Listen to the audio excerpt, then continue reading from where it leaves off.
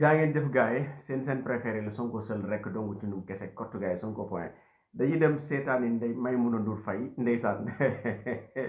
buñ duree jàmm ginnaaw biñ ko zappé ci li nga xam ne moom mooy aide à la presse bi nga xam ne da ko daan laal daan ci laal lu baree bari sax tey TFM la dem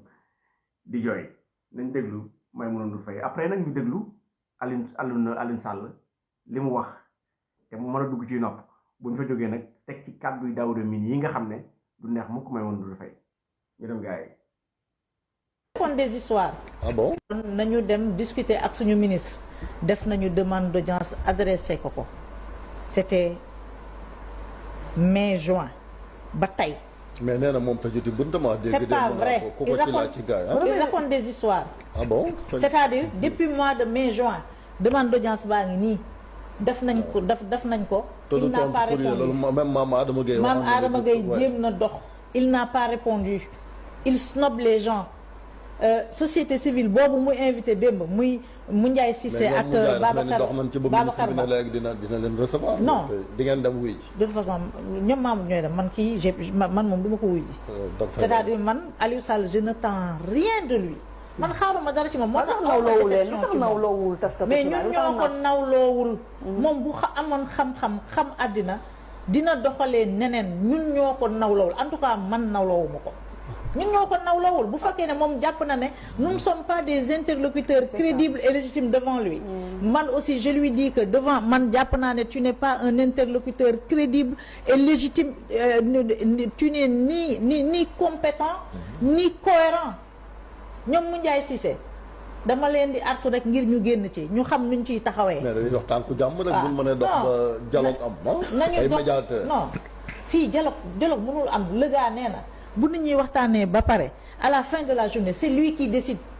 te lu ko décision bu ko neex lay jël li mu doon wax démb yëpp oui moi je suis là je suis ouvert je reçois tout le monde ce sont des histoires il ne reçoit personne. mais pourquoi le président de la République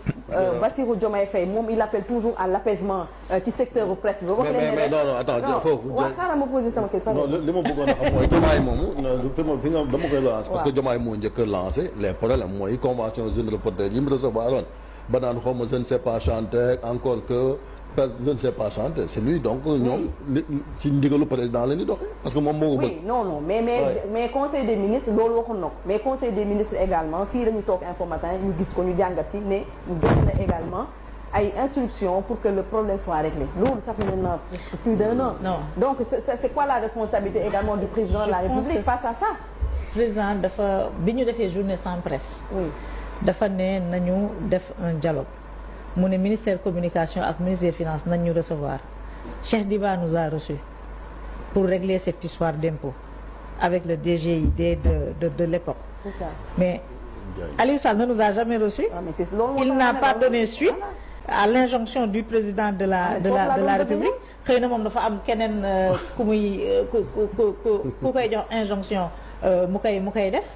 ñu demaat 4 avril président ne dam leen ngeen waxtaan ak moom. ñu defaat ko demande d'audience il n'a toujours pas réagi ba fi ñu toll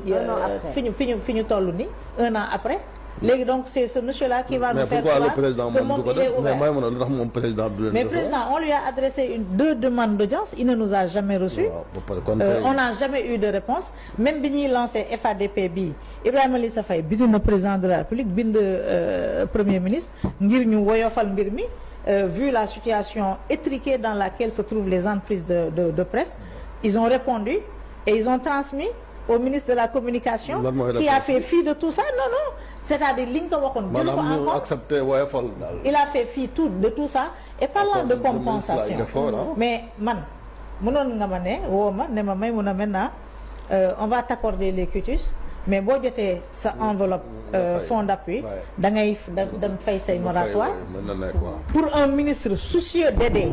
d'accompagner de booster un secteur loolu mën na nekk xalaat parce que mënoo ñëw ne yow ñu ne la pour jël xaalisu état il faut nga am quitus t'en profites pour aller te régulariser c'est une bonne chose en soi mais mënoo dem on fait des enquêtes on se rend compte yow tu as 30 employés et comme par hasard yow sa bopp rek nga fayal IPRES les 29 autres personnes amuñu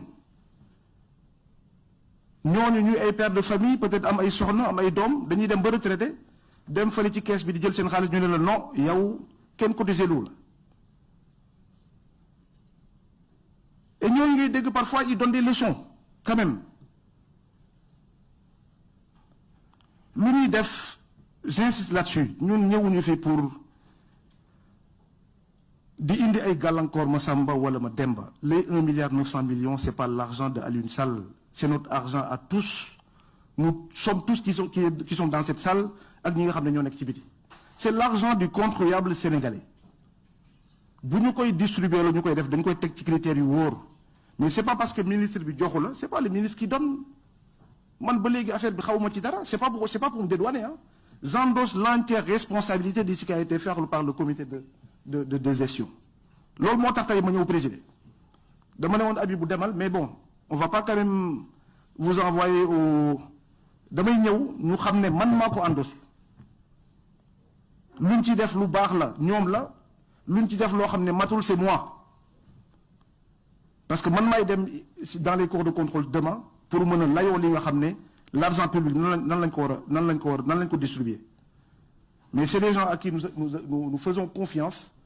te xam ne liñ fi wax nii comme niñ ko defee tey kenn woowu leen ne leen wax leen lii wala def leen dañ toute responsabilité ñëw fi seen aqulay tala j'avais pas vraiment prévu jël parole mais mënuma ci ñàkk sànni ay kàddu kàddu yi may sànni nag kàddu témoignage la man personnellement je fais partie des gens yoo xamante ne exercice tey bi boo ko deful woon ku lay mere la lay doon li tax ma koy wax moo di da nga d'entrée de jeu da nga jël la transparence nga mettre ko en avant daal def conférence de presse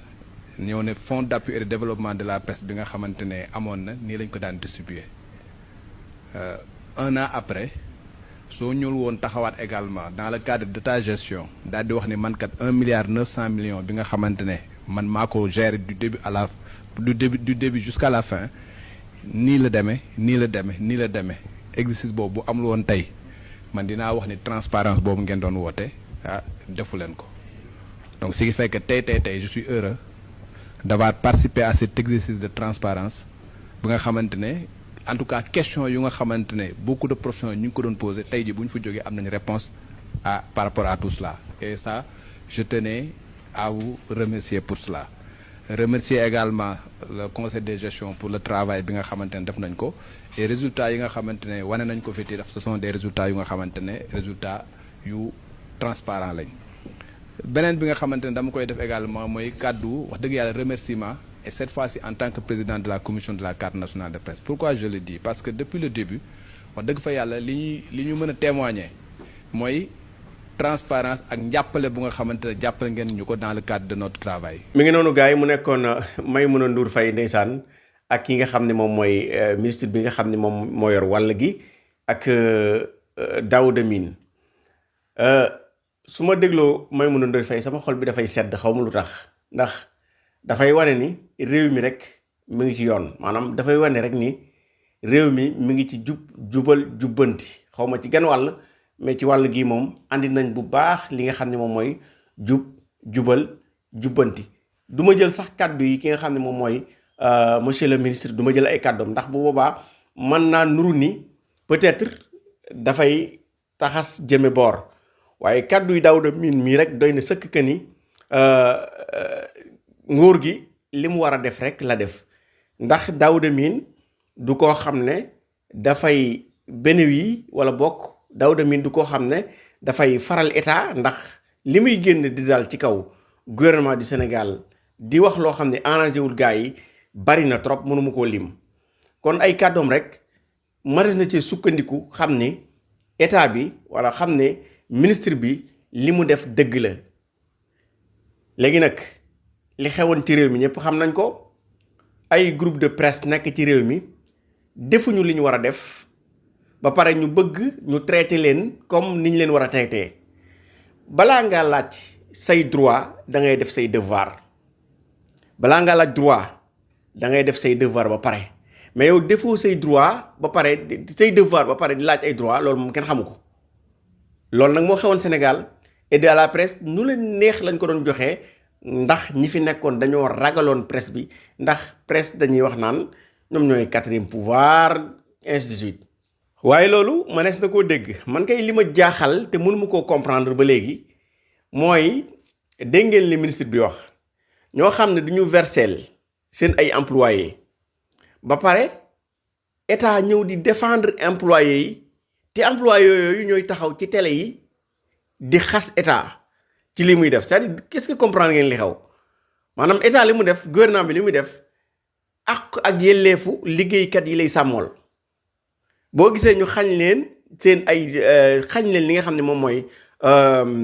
aide à la presse mooy dañoo jaarul fa ñu war a jaar ak ñi nga xam ne ñoom la ñuy liggéeyandool léegi nag état téye lim leen waroon wax ci wàllu googu ñu yabal ñoom ñi nga xam ne ñoom la état di jooyal ak kaasal ñooy taxaw tey ci ay plateau di xeex état ak di non Sénégal li fi xew kenn xamul lan la mais fii ngeen teg seen loxo bu leen ko teggi loolu tamit man moom lay comprendre ci chauffeur yi man chauffeur yi benn affaire rek laa ciy wax ku nitu intérêt mënta passé maanaam yàlla xam na yàlla baax na mais nekk nitu intérêt mënta passé chauffeur si maanaam transporteurs yi laa bëgg a wax waaye yéen ñëpp dégg nañ ni wàññi nañ carburant bu yàgg essence ak gasoil wàññeeku na ñun ñii di ko sol xam na ni wàññeeku na bu baax voilà est-ce que dégg ngeen ñoom ñu ni wàññi na seen i paas seen ay tarif kenn wàññiwu ci paas kon ñoom seen intérêt dong nga tax ñu jóg yoon kon wàññi bi état yéen la ko defal askan bi gisuñ seen bopp ci côté boobu ba pare ngeen di sonal nit ñi